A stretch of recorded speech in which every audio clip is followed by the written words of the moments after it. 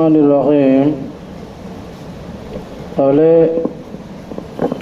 ওযু সম্পর্কে এটি গুরুত্বপূর্ণ অধ্যায় যে ওযু কিভাবে করতে হবে। বাবু সিবতি ওযুই নবী সাল্লাল্লাহু আলাইহি সাল্লাম, নবী করিম সাল্লাল্লাহু আলাইহি সাল্লামের ওযুর বর্ণনা। এখানে 7 জন সাহাবায়ে কেরাম থেকে সবিস্তারে নবীজির ওযুর সব দিক এখানে আলোচনা করা হয়েছে।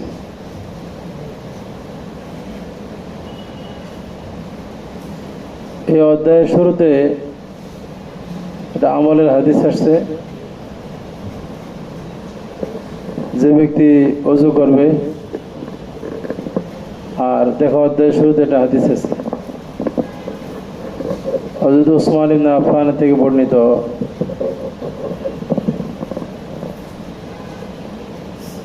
যে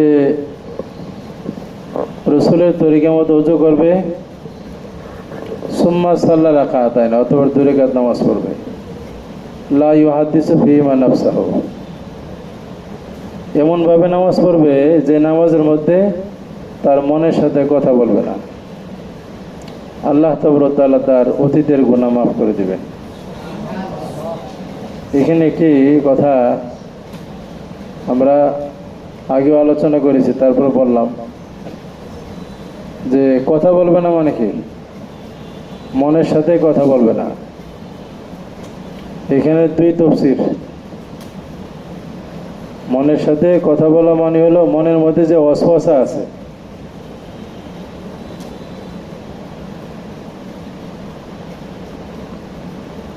এক তাফসীর হলো ওয়াসওয়াস, সমস্ত ওয়াসওয়াসা থেকে সে বিরত থাকবে। এখানে ওয়াসওয়াসা যেগুলো বিভিন্ন কল্পনা মনে আসে, দুই প্রকার।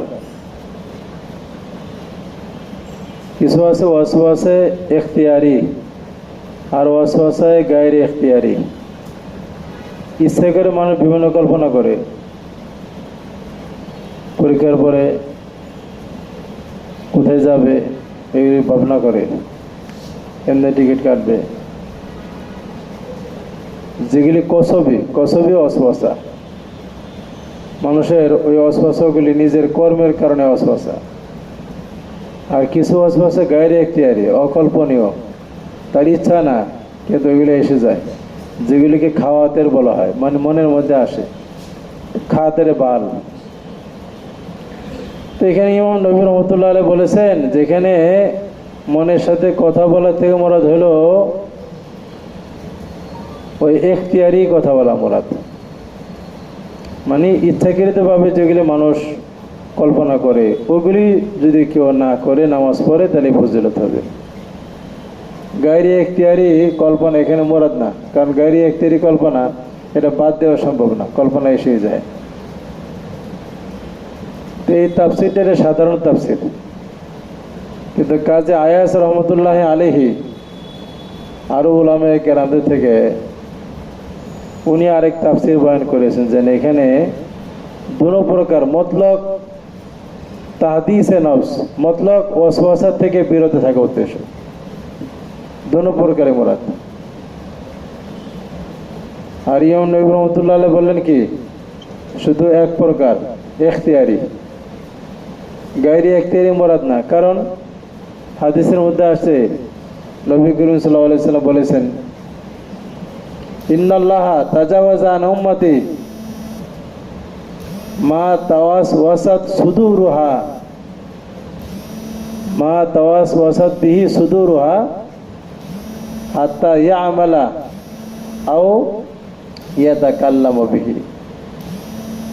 ইন্নাল্লাহা তাজাওয়াজা আন উম্মতি মা তাওয়াসওয়াসাত বিহি সুদুরুহা মা লাম ইয়াতাকাল্লাম মা লাম ইয়ামাল আও ইয়াতাকাল্লাম বিহি। রাসূল বলেন যে আমার উম্মতের থেকে আল্লাহ পাক মাফ করে দিয়েছেন। এই উম্মতের সিনা কি করে, যে উম্মতের সিনায় যে ওয়াসওয়াসা আসে, যতক্ষণ সে ওই ওয়াসওয়াসা অনুযায়ী কাজ না করে এবং কোনো কথা না বলে, ওই মনের ভিতরে যে ওয়াসওয়াসা এগুলি আল্লাহ সব মাফ করে দিয়েছে। তাহলে এই হাদিস থেকে প্রতীয়মান হয় যে যেটা গায়রি ইখতিয়ারি এটা আল্লাহ মাফ করছে, কাজে ওটার উপরে হুকুম লাগবে না। বাকি ইখতিয়ারি যেগুলো ওয়াসওয়াসা এগুলির থেকে বিরত থেকে যদি নামাজ পড়ে তাহলে ফজিলত হবে। 2 নম্বর কথা হলো গায়রি ইখতিয়ারি এর মানুষের যেটা আল্লাহ পাক বলেছেন লা ইউকাল্লিফুল্লাহু নাফসান ইল্লা উসআহা, যেটা সাধ্যের বাইরে বলে কি করে মুকাল্লাফ করে নাই। তো এই তাফসীর হলো এটা সাধারণ তাফসীর। ইমাম কাজী আয়াস রহমতুল্লাহ আলাইহি উনি আবার আরেক তাফসীর করেছেন, আধ্যাত্মিক তাফসীর। উনি বলেছেন যে না, মতলক ওয়াসওয়াসা তার থেকে পরহেজ করা জরুরি। যে কোনো রকমের ওয়াসওয়াসা না করে যদি কেউ 2 রাকাত নামাজ পড়ে তাহলে ফজিলত পাবে। মতলক ওয়াসওয়াসা মানে ইখতিয়ারি গায়রি ইখতিয়ারি সব কিছু থেকে, তার ভিন্ন কল্পনা থেকে তাকে মুক্ত থাকতে হবে, তাহলে ফজিলত পাবে।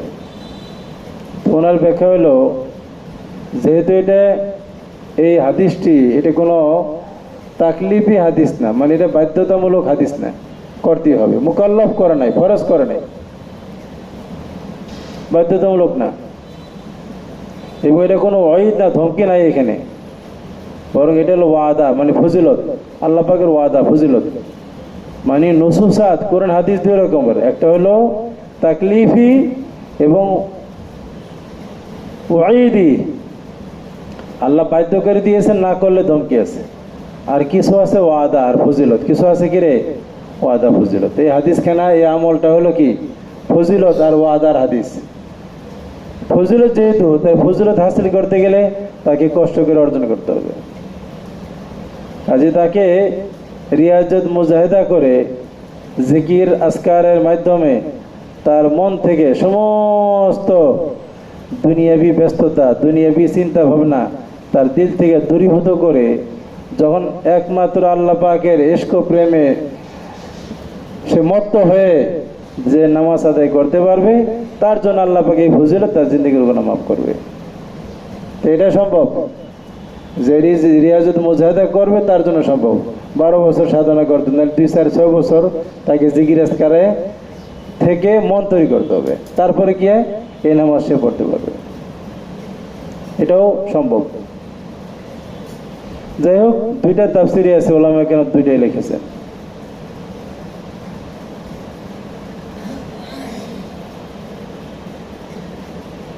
চলো। بسم الله الرحمن الرحيم. باب الوضوء ثلاثا ثلاثا. وبه قال حدثنا مسدد قال حدثنا أبو عوانة عن موسى بن أبي عائشة عن عمرو بن شعيب عن أبيه عن جده رضي الله عنه قال إن رجلا أتى النبي صلى الله عليه وسلم فقال يا رسول الله كيف الطهور؟ فدعا بماء في إناء فغسل كفيه 3 ثم غسل وجهه 3 ثم غسل ذراعيه 3 ثم مسح برأسه وأدخل إصبعيه السباحتين في أذنيه ومسح بإبهاميه على ظاهر أذنيه وبالسباحتين باطن أذنيه ثم غسل رجليه 3 ثم قال هكذا الوضوء فمن زاد على هذا أو نقص فقد أساء وظلم أو ظلم وساء. বাবুল ওযুয়ে সালাসান সালাসান, ওযু 3 বার অঙ্গ ধুয়ে ওযু করা। এখানে সিরিয়ালি ইমাম আবু দাউদ রহমতুল্লাহ আলাইহি 3টি অধ্যায় কায়েম করেছেন। প্রথম অধ্যায় বলেছেন 3 বার ধুয়ে ওযু করা। তারপর অধ্যায় হলো বাবুন ফিল ওযুয়ে মাররাতাইনে, 2 বার ধুয়ে ওযু করা। বাবুন ফিল ওযুয়ে মাররাতান। আবার আরেকটা বলেছেন কি 3 বার একবার ধুয়ে ওযু করা। বুঝছো নাই?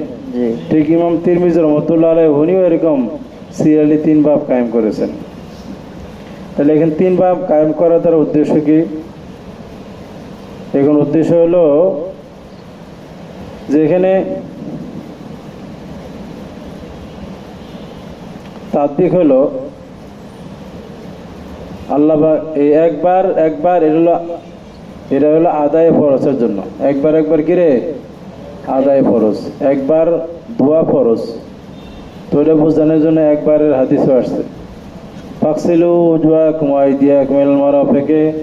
এখানে আল্লাহ পাক যে সূরা মায়াদার শুরুতে বললেন ওযুর বিধান, এখানে কোনো সংখ্যা উল্লেখ নেই, মতলক ধোয়ার কথা আছে। তো আয়াত দ্বারা শুধু ফরজ সাবিত হয়েছে, কোনো সংখ্যা নেই। একবার একবার দোয়া ফরজ, এটা হাদিস থেকে ওই একবার একবার ফরজিয়াতের বয়ান করলেন। এই বুঝা আসছে না, আসে নাই? আর দুইবার দোয়া হলো এটা আফজল, দুইবার দোয়া কি আফজল। আর তিনবার দোয়া হলো এটা সুন্নত, একদম কামাল পূর্ণ। দুইবার দোয়া উত্তম, তিনবার দোয়া একদম পরিপূর্ণ সুন্নত। এ হলো এক জবাব, এলো কি এক জবাব। একবার বয়ান ফরজের জন্য, মানে এখানে তিন রকম হাদিস কেন হলো এর জবাব। তো একবার হলো ফরজিয়াতের বয়ান করার জন্য, দুইবার হলো ফজিলতের জন্য, আর তিন হলো কি সালাসান সালাসান, এর দ্বারা কামাল মোরাদ। এর দ্বারা কি মোরাদ? কামাল মোরাদ। এ এক জবাব। দুই নম্বর জবাব হলো মাররাতান ये सुन्नत जवाज है, मन्नातान ये सुन्नत जवाज है। নবীর তরিকা তিন রকম। নবীর তরিকা কয় রকম? একটা হলো জায়েজ তরিকা, আর মাররাতানি ये सुन्नत इस्तिसान है, মাররাতাইন सुन्नत इस्तिसान, আর সালাসান ये सुन्नत कमाल है, সুন্নতে কামাল। তাহলে সুন্নতে জাওয়াজ, আর সুন্নতে ইস্তেসান, আর সুন্নতে কি কামাল। তাহলে কয় জবাব দিলাম?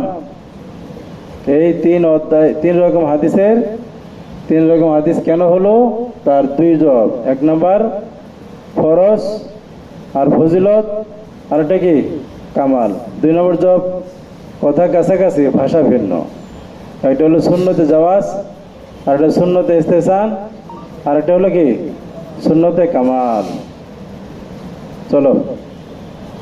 বাবুন ফিল ওযুই মাররাত আন মুসা ইবনে আবি আয়েশা রাদিয়াল্লাহু তাআলা আন আবর ইবনে শুআয়ব আন আবি আন জাদ্দিহি রাদিয়াল্লাহু তাআলা আনহু ক্বালা ইন্না রাজুলান আতান নবী সাল্লাল্লাহু আলাইহি ওয়াসাল্লাম ক্বালা ইয়া রাসূলুল্লাহ কাইফা তুহুরু।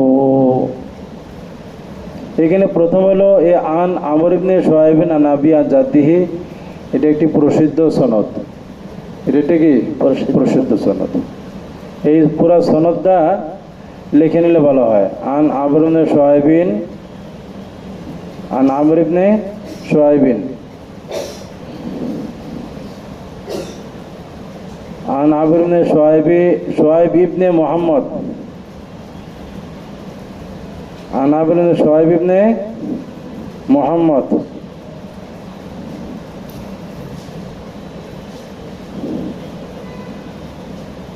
ইবনে আব্দুল্লাহ ইবনে আমর ইবনে আস, শুধু নামটা। আন আমর ইবনে শুআয়বিন ইবনে মুহাম্মদ, আন আমর ইবনে শুআয়বিন ইবনে মুহাম্মদ ইবনে আব্দুল্লাহ ইবনে আমর ইবনুল আস। হয়েছে? আমর ইবনে শুআয়ব ইবনে মুহাম্মদ ইবনে আব্দুল্লাহ ইবনে আমর ইবনুল আস। ওই ভূতের মধ্যে বই লেখস না কেন? লেখে না কেন? দেখছো? তুই বুঝবি এটা না লেখলে।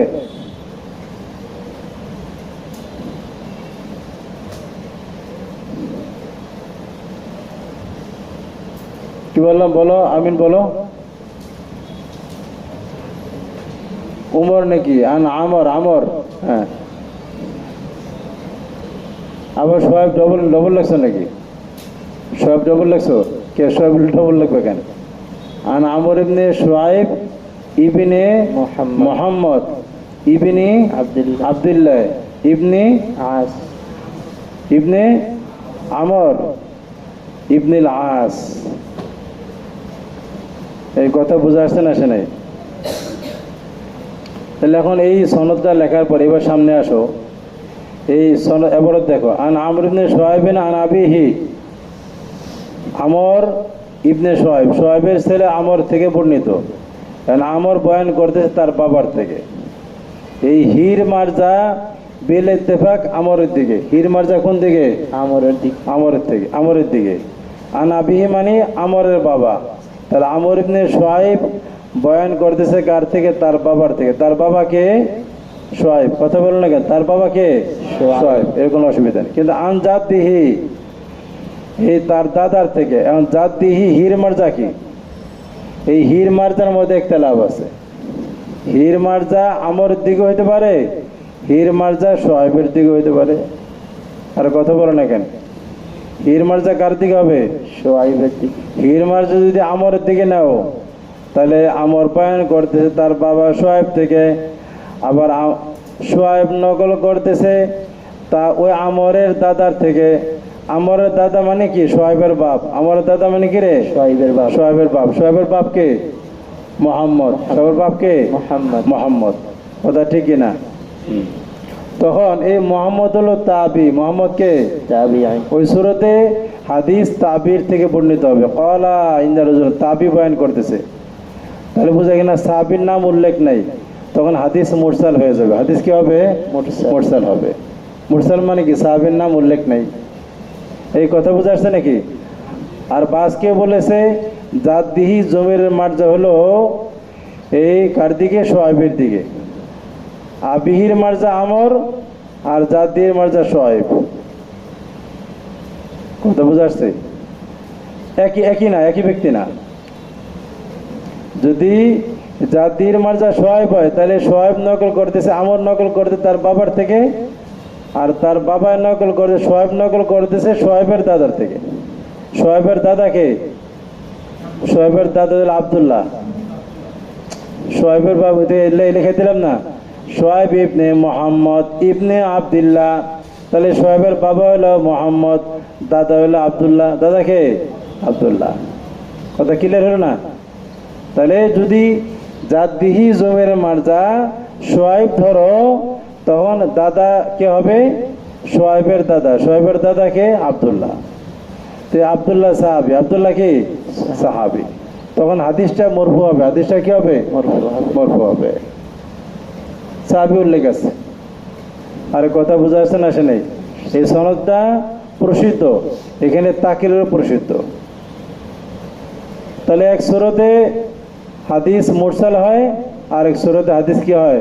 মরফু হয়। তবে মরফু সূরাতের মধ্যে এখানেও আলোচনা আছে, এই সনদটা গ্রহণযোগ্য কি গ্রহণযোগ্য না, এটা কি দলিল কি দলিল না, এই ব্যাপারে মুহাদ্দিসিনদের মধ্যে এখানে ইখতিলাফ আছে। এখানে তিনটা ফরিক মুহাদ্দিসিনদের, এই সনদ গ্রহণযোগ্য কি গ্রহণযোগ্য, এটাতে দলিল দেওয়া যাবে কি যাবে না। ইবনে হাব্বান ইবনে আদি সাইদ ইবনে কাত্তান, ইবনে হাব্বান ইবনে আদি সাইদ ইবনে কাত্তান, ওনারা এই সনদকে বলে যে এটা দিয়ে হুজ্জত, এই সনদ হুজ্জত নয়।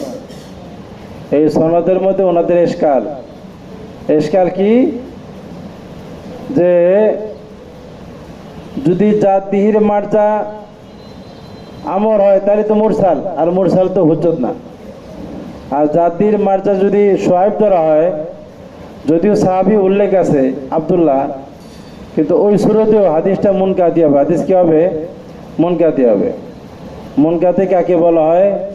যদি রাবির সাথে, উস্তাদের সাথে সম্পর্ক না থাকে। এখন এখানে ওনারা বলতেছেন এই শুআইবের সামা তার দাদার থেকে সাবেত নাই। হযরত শুআইব তার দাদা আব্দুল্লাহ থেকে যে হাদিস সরাসরি শুনেছেন, এর কোনো প্রমাণ নাই। এর কি নাই? প্রমাণ নাই। যেহেতু সাবেত নাই, কাজে হাদিস মুনকাতি। তাহলে এই জাদ্দিহির জমির মার্জা শুআইব হলেও হাদিস হুজ্জত হবে না, কারণ শুআইবের সামা দাদার থেকে সাবেত নাই। দাদার থেকে যে শুনে নাই, সে দাদার থেকে হাদিস কেমনে বয়ান করে? কাজে হাদিস কি হবে না? হুজ্জত হবে না। তাহলে এক সূরাতে ওনাদের নিকটে মুরসাল, আর এক সূরাতে মুনকাতি, মরফু নয়। এই কথা বোঝা আসছে নাকি? কিন্তু অধিকাংশ মুহাদ্দিসিন হযরতে আহমদ ইবনে হাম্বল, আলী ইবনে মদিনী, ইসহাক ইবনে রাহওয়ায়ে, ইমাম বুখারী, ইমাম নববী, অধিকাংশ মুহাদ্দিসিন আহমদ ইবনে হাম্বল, আলী ইবনে মদিনী, ইসাক ইবনে রাহওয়ায়, ইমাম বুখারী ওগেরা, ওনাদের নিকটে এই হাদিস হুজ্জত। ওনারা কি এই হাদিসকে কি মানে? হুজ্জত মানে, এই সনদকে হুজ্জত মানে, হাদিস না সনদ, এই সনদকে ওনারা দলিল মানে। ওনারা বলেন যে এই জাতির জমির মার্জা সোহাবের দিক, এবং এই সোহাইব তার দাদা আব্দুল্লাহ ইবনে আমর ইবনে আস থেকে সোহাইবের সেমা সাবিত আছে। হযরত সোহাইবের সেমা তার দাদা আব্দুল্লাহ থেকে সেমা কি আছে? সাবিত আছে। তিনি সরাসরি দাদার থেকে হাদিস শুনেছেন। কাজী হাদিস, এই সনদ মুনকাতে নয়, এই সনদ কি নয়? মুনকাতে নয়। তাহলে ওই মুনকাতে হওয়ার ইশকাল দূর হয়ে গেল। ইমাম তিরমিজি রহমতুল্লাহ আলাইহি জামে তিরমিজির মধ্যে সোহাইব যে তার দাদার থেকে শুনেছেন এই কথা স্পষ্ট বর্ণনা করেছেন। ইমাম তিরমিজি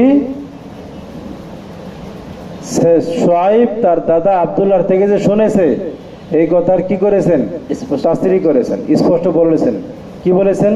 ও সোহাইব কদ সামিয়া মিন জাদ্দি আব্দুল্লাহ, ও সোহাইব কদ সামিয়া মিন জাদ্দি আব্দুল্লাহ। এটা ইমাম তিরমিজি রহমতুল্লাহ আলাইহির ভাষ্য, যে সোহাইব কি করেছে? তার দাদা আব্দুল্লাহ থেকে শুনেছে। এই কথা বুঝা আসছে কিনা? এখন এখানে কথা আছে, অনেকে এই সনদকে জয়ীফ বলেছেন। এর জবাব তিরমিজি ওয়ালাই বলেছেন, যারা জয়ীফ বলেছেন তারা এক সেন্সে বলেছেন জয়ীফ। সেটা কি?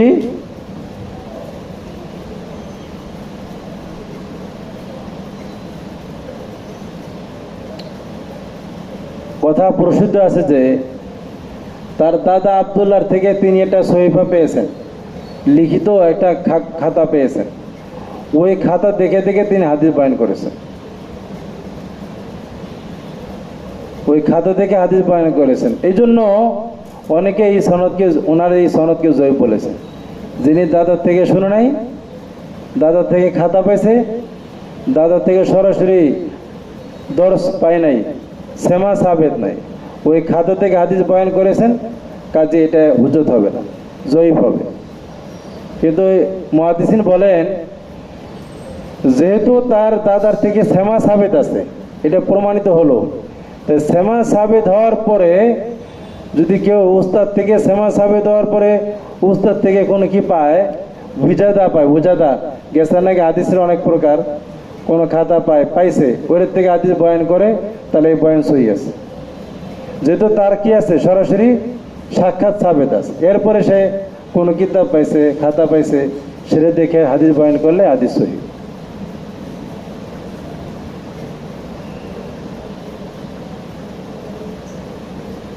তাহলে এই হলো দুই মত। এর কয় মত গেল? দুই মত গেল। আর 3 নম্বর মত হলো বাস উলামায়ে কেরাম বলেছেন, যার মধ্যে ইমাম বুখারী এবং ওনার মাশায়েখগণ আছেন। 3 নম্বর মাযহাব এই সনদ সম্পর্কে, যার মধ্যে ইমাম বুখারী এবং ওনার মাশায়েখগণ আছেন। আচ্ছা, না, এখানে ইমাম বুখারী তো দ্বিতীয় মাযহাবে, ইমাম বুখারী না। এর মধ্যে ইমাম দারিকুতনি 3 নম্বর মাযহাবের কায়েল হলো দারিকুতনি। তাহলে 1 নম্বর মাযহাব এটা হুজ্জত না, এটা গেল ইবনে আদি আর কে? ইবনে হিব্বান।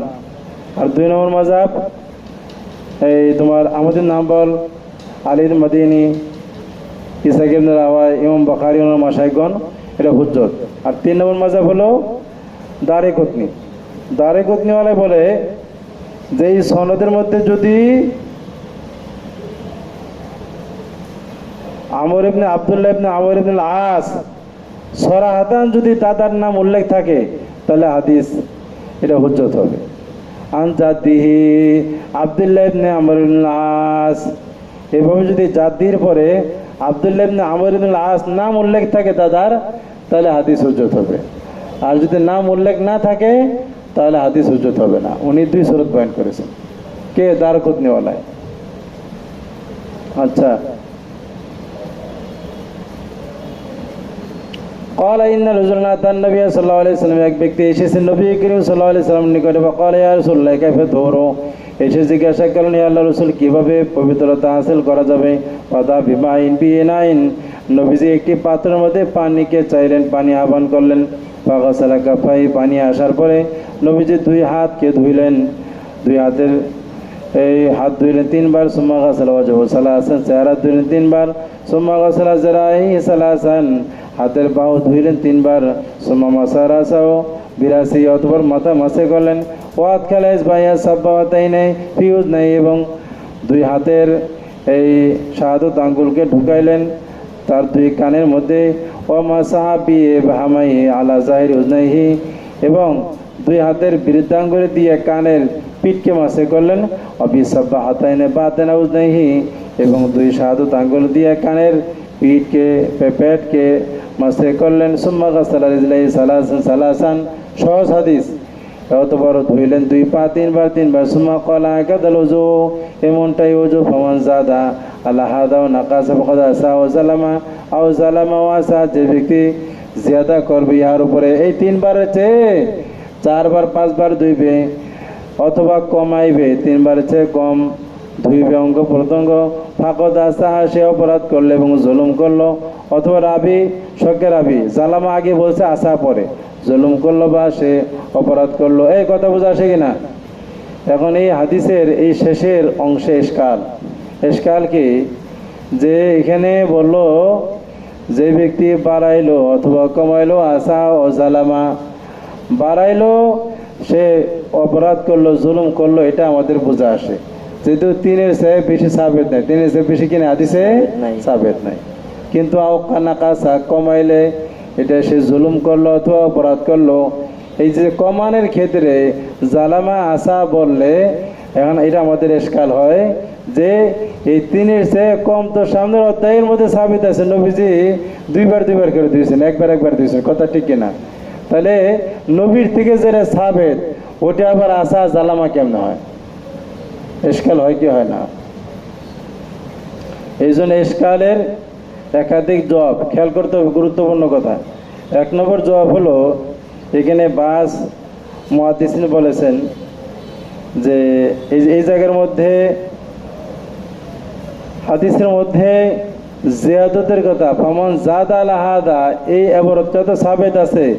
আও নাকাসা শব্দটি এটা রাবির থেকে ওহাম, রাবির থেকে কি ওহাম, মূলত নাকাসা এই শব্দটি হাদিসে উল্লেখ নেই।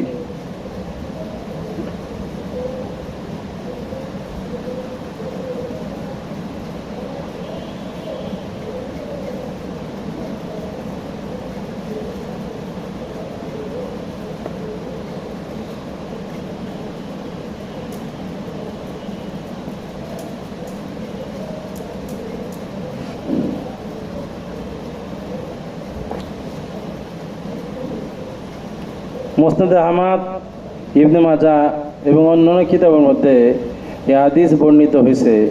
ওখানে ফামান জাদা আলা হাযা ফাকাদ আসা ওয়া জালামা উল্লেখ আছে, নাকাসার কথা উল্লেখ নেই। মুসনাদে আহমদ, ইবনে মাজাহ আরও হাদিসের কিতাবের মধ্যে এই হাদিসখানা দেখলে দেখা যায় সেখানে কি আছে, জাদার কথা আছে, নাকাসার কথা নাই। তাহলে বোঝা গেল নাকাসাটা কি, এখানে রাবির থেকে ওহাম হয়েছে। আর যদি এটা মেনে নেওয়া হয় যে না, এটা হাদিসের মধ্যে নাকাসা শব্দ আছে, যদি নাকাসাকে মেনে নেওয়া হয় তাহলে তাবিল করা হবে। কি করা হবে? তাবিল করা হবে, যাতে ওই এশকাল দূর হয়ে যায়। তাবিল কি?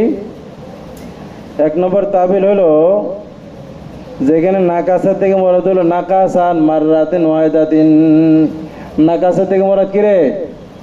নাকাসান মাররাতিন ওয়াহিদাতিন, কোন ব্যক্তি যদি একবারে চেয়েও কম করে, মানে একবারও ভালোভাবে ধইল না, তাহলে সে ব্যক্তি জুলুম করলো এবং এসাত করলো। বুঝো নাই? জি। জালামা জাদার ক্ষেত্রে কোনো ইশকাল নাই, জাদা বেশি করলে হাদিস নাই, সে অবশ্যই অপরাধ করলো। নাকাসার শব্দের মধ্যে তওজি করা প্রয়োজন। তাহলে এক তাওজি হলো, যদি আমরা মানি নাকাসা শব্দ আছে হাদিসে, তাহলে 1 নম্বর তাওজি হলো নাকাসা মানে নাকাসান মাররাতে নয়দাতিন, যে সে একবার করেও সবগুলি অঙ্গ প্রত্যঙ্গ ভালোভাবে ধোয়নি। অথবা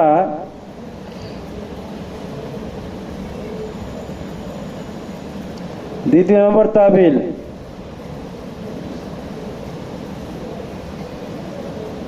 তাবিল হলো যেখানে দুইটি কথা আছে, জাদা অথবা নাকাসা। শাস্তির মধ্যে এখানে অপরাধের মধ্যে দুইটি আছে, জালামা আসা। আসা জালামা দুই রকম, আমরা পরেরটা ধরলাম জালামা আসা। এখানে তাকসিম করা হবে, তাকসিম। জাদার মধ্যে জাদা হলো জালামা, জাদা কে রে? জালামা। কেউ যদি জিয়াদা করে সে জুলুম করলো। আর যদি নকশ করে আসা মানে সে খারাপ করলো, খারাপ করলো মানে সে নকশ করলে খারাপ করলো মানে সে কামেল করলো না, তো এটাকে এসাদ বলা যায়। সে ত্রুটি করলো, কামেল হলো পূর্ণ, তার সে কম করলো। এইভাবে তাদবিক দিলে সমস্যা হয় না। জালামাটা জাদার ক্ষেত্রে প্রযোজ্য, আর আসা এটা কার ক্ষেত্রে? নাকাসার ক্ষেত্রে প্রযোজ্য। বুঝো নাই? এসা মানে সে ত্রুটি করলো, কোথেকে? কামালিয়ার থেকে ত্রুটি করলো, এটা তো ঠিক আছে।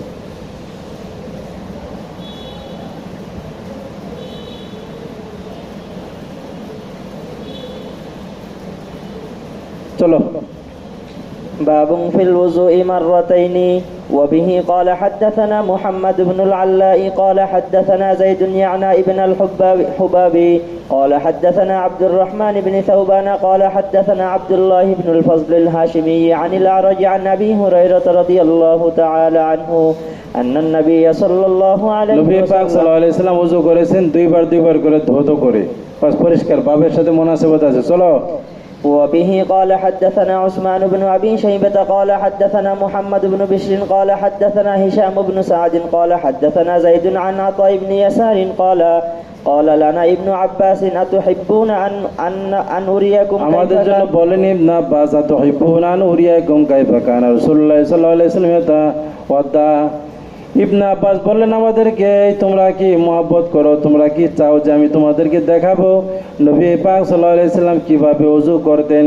ফাদা বিনাইন ফি মাউন, তিনি আহ্বান করলেন, আনতে বললেন এক পাত্র যার মধ্যে পানি আছে। ফাকতারাফা গুরফাতান বিয়াদিলিমলা, অতঃপর তিনি এক চুল্লু পানি ডান হাত দিয়ে নিলেন।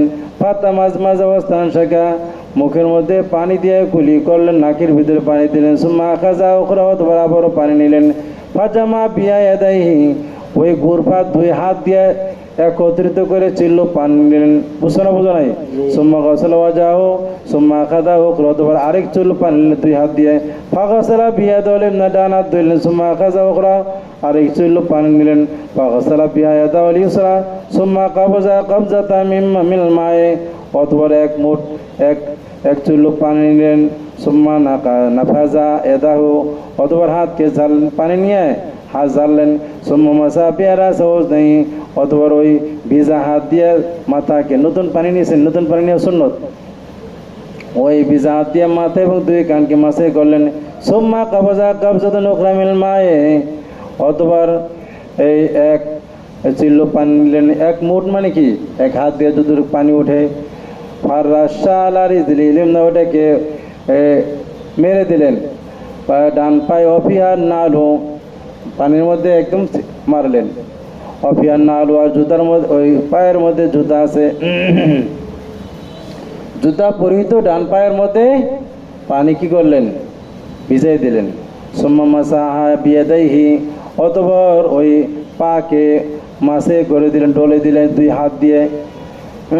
পা ডললেন দুই হাত দিয়ে, পা মাসে করলেন দুই হাত দিয়ে। ইয়াদিন ফৌকাল কদমে, এক হাত হলো কদমের উপরে। ওয়াদিন তাতান নালে, আর এক হাত হলো জুতার নিচে, এক হাত কই, জুতার নিচে। এক হাত পায়ের উপরে আর এক হাত কোথায়, জুতার নিচে। জুতার নিচে। সুম্মা সানা বিরুসলাম ইসলা জালিক, অথবা বাম পার মধ্যে এমনটাই করলেন।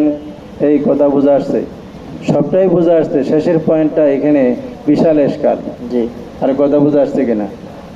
পা ধুইতে গিয়ে পায়ের মধ্যে হাত দিয়ে পানি দিলেন, পানি দিয়ে এক হাত রাখলেন পায়ের উপরে আর এক হাত রাখলেন কোথায়, জুতার নিচে। যদি বলতো এক হাত হলো পায়ের উপরে আর এক হাত পায়ের নিচে, তাহলে কোথায় মিলা ছিল, তাও মোটামুটি চলতো। দুই হাত দিয়ে মিলে কি করছে, ওই পানি অল্প দিয়েছে, ওটাতে পা পুরোটাকে ধুইছে, পা ভিজে গেছে। এখন যদি এক হাত উপরে থাকে আর এক হাত পায়ের নিচে থাকে, তাহলে ওই এক হাত দিয়ে পুরা পার মধ্যে পানি পৌঁছাইতে পারবে? বুঝবে না তো। তাহলে কেমনে হয়? এশকাল আসে না আসে নাই? তো এই হাদিসের ব্যাখ্যা করা লাগবে কি লাগবে না? তাহলে বেশ লাগবে। এই হাদিসের ব্যাখ্যা করতে গিয়ে আইম্মা কেরাম বিভিন্ন ব্যাখ্যা করেছেন। তিনটি ব্যাখ্যা: আল্লামা শাওকানির ব্যাখ্যা, আল্লামা সুয়ুতির ব্যাখ্যা, আর সাহারনপুরি রহমতুল্লাহর ব্যাখ্যা। কয়টা ব্যাখ্যা বলবো? তিনটি ব্যাখ্যা। এক নম্বর শাওকানির ব্যাখ্যা। শাওকানির ব্যাখ্যা উনি বলেছেন যে এখানে জুতার নিচে রাখছে, তাহাতাল তাহাতাল নালে বসে না, এখানে তাহাতাল নাল মানে হলো তাহাতাল কদম। তাহাতাল নাল মানে কি রে? তাহাতাল কদম বড়, তাহলে মিলবে না, অর্থাৎ পায়ের নিচে। আর কথা নাল, ওই পায়া, এটা নাল বলে কি বোঝাইছে এখানে? কদম। কদম বোঝাইছে। এক হাত পায়ের উপরে আর এক হাত পায়ের নিচে। এ হলো এক জবাব। দুই নম্বর জবাব আল্লামা সুয়ুতি রহমতুল্লাহ আলাইহি, উনি জবাব দিয়েছেন